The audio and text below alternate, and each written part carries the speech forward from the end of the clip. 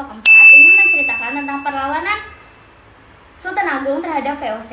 Sebelum itu, izinkan kami memperkenalkan diri kami masing-masing terlebih dahulu. Perkenalkan, nama saya Florencia Paulina dari absen 11. Saya bertugas sebagai pembaca narasi. Perkenalkan, nama saya Nadine Cindy, absen 19. Tugas saya sebagai pembuat narasi. Nama saya Nara Fatma, absen 20. Tugas saya sebagai editing.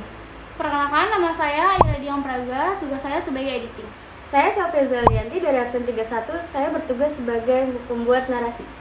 Nama saya Aren Nurgi Fahri, absen 5 dan tugas saya dalam membaca narasi.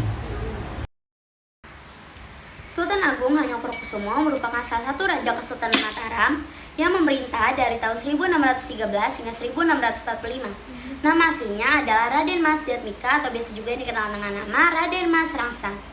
Sultan Agung ini merupakan putra dari pasangan Prabu Hanyokrowati dan juga Ratu Mas Adidia Banwati. Sultan Agung naik tahta pada tahun 1613 dalam usianya yang ke-20 tahun. Sultan Agung merupakan penguasa lokal pertama yang secara besar-besaran melakukan perlawanan dengan Belanda yang kala itu hadir lewat kongsi dagang VOC.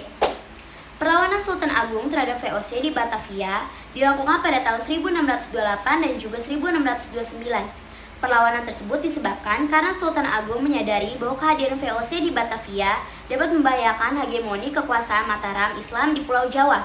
Kekuasaan Mataram Islam pada saat itu meliputi hampir seluruh Jawa dari Pasuruan sampai Cirebon.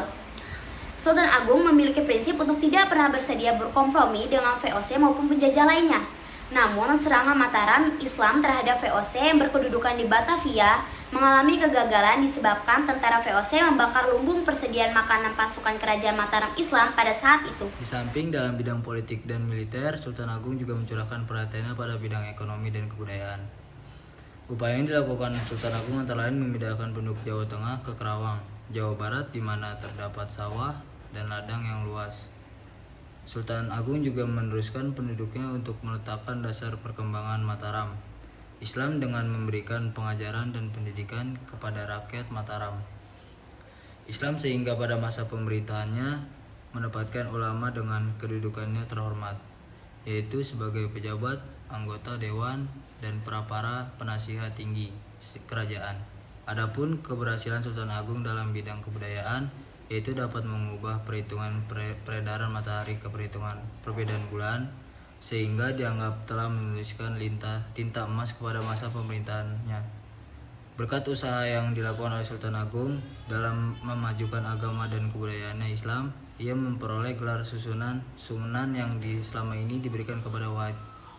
Di lingkungan keraton Mataram Islam, Sultan Agung menetapkan pemakaian bahasa pengagungan yaitu yang harus dipakai oleh para bangsawan dan pejabat demi untuk menghilangkan kesenjangan satu sama lain. Menjelang tahun 1965, Sultan Agung merasa ajalnya sudah dekat.